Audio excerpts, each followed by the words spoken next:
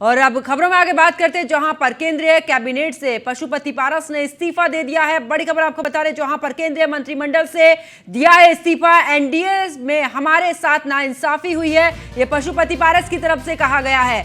NDA ने लोकसभा में हमें एक भी सीट नहीं दी है, पीएम मोदी का शुक्रगुजार हूं, और साथ ही सीट शेयरिंग को लेकर भी हमारे साथ नाइंसाफी हुई है, यह पशुपति पारस की तरफ से कहा है।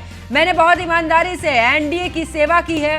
प्रधानमंत्री नरेंद्र मोदी देश के बड़े नेता हैं, लेकिन हमारी पार्टी और व्यक्तिगत रूप से हमारे साथ नाइंसाफी हुई है, इसलिए मैं केंद्रीय मंत्री पद से इस्तीफा देता हूं, यह पशुपति पारस की तरफ से कहा गया है। तो बड़ी खबर आपको बता रहे, जहां पर बता दें कि सीट शेयरिंग को लेकर हमारे साथ नाइंसाफी हुई है।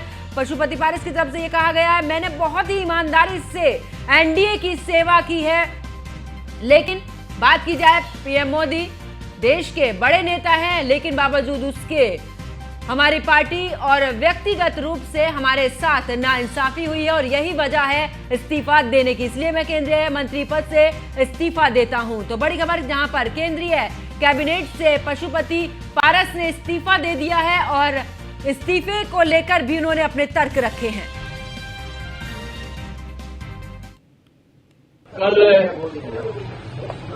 एनडीए गठबंधन के द्वारा बिहार में 40 लोकसभा सीटों के लिए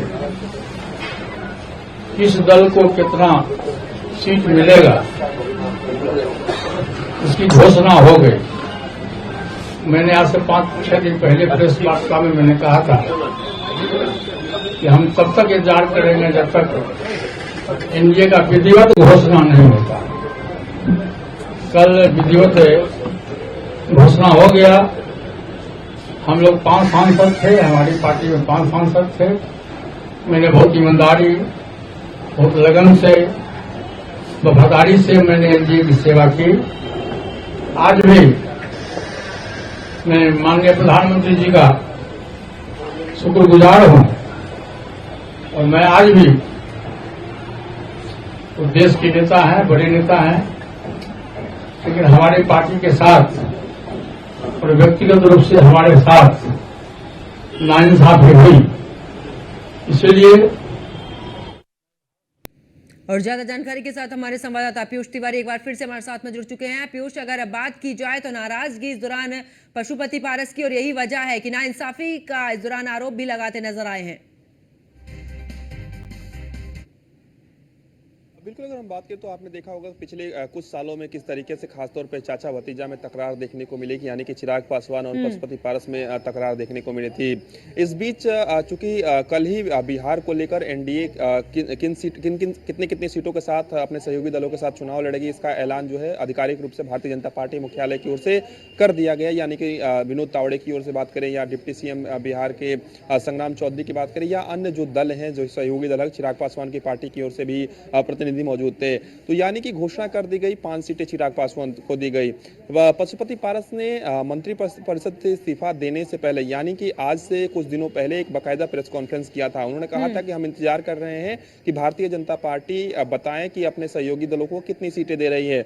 सबसे बड़ा जो पेच है वो हाजीपुर सीट को लेकर फंस रहा था, जिस पर चिराग पासवान कह रहे थे कि वो उनकी पार्टी चुनाव लड़ना चाहती है, और पशुपति पारस कह रहे थे कि उनकी पार्टी चुनाव लड़ना चाहती है। और आखिरकार कहीं ना कहीं हाजीपुर जो सीट है वो चिराग पासवान के पार्टी के पाले में दे दी गई। अब पशुपति पारस ने बाकायदा आज प्रेस कॉन्फ्रेंस की। उन्होंने कहा कि मैंने प्रधानमंत्री को इस्तीफा भेज दिया है, यानी कि मंत्रिपरिषद से इस्तीफा दे दिया है। हालांकि वो एनडीए में अभी बने रहेंगे, नहीं बने रहेंगे, आधिकारिक रूप से इसकी घोषणा पशुपति पारस की ओर से नहीं की गई है अभी। वो बाकायदा एक बैठक उनकी पार्टी की ओर से की जाएगी, उसके बाद कोई बड़ा फैसला लिया जा सकता है। हालांकि पशुपति पारस की पार्टी के तमाम जो नेता हैं वो दावा कर रहे हैं कि उन्होंने एनडीए का साथ छोड़ दिया है, लेकिन जिस तरीके से पशुपति पारस कह रहे हैं कि मैं प्रधानमंत्री नरेंद्र मोदी का सम्मान करता हूं, लेकिन मेरे साथ नाइंसाफी हुई है। आगे की रणनीति क्या कुछ पशुपति पारस बनाते हैं, और भारतीय जनता पार्टी पशुपति पारस को लेकर क्या रणनीति बनाती है ये भी देखने वाली बात होगी। फिलहाल एक बड़ा फैसला कहीं ना कहीं पशुपति पारस की ओर से किया गया और पशुपति पारस ने मंत्रिपरिषद से इस्तीफा दे दिया।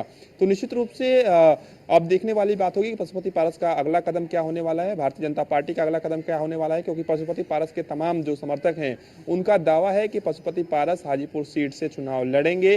अब वो अपनी पार्टी के सिंबल के साथ लड़ेंगे कि किस तरीके से लड़ेंगे आने वाला वक्त बताएगा, लेकिन समर्थकों की ओर से दावा किया जा रहा है अभी भी भारतीय जनता पार्टी पीयूष देखना होगा कि आखिरकार जिस वजह से इस्तीफा दिया है, जिस सीट को लेकर इस्तीफा दिया है, आगे इस पर उनकी क्या रणनीति रहती है। बहुत बहुत शुक्रिया पीयूष हमारे साथ जुड़ने के लिए, विस्तारपूर्वक जानकारी देने के लिए।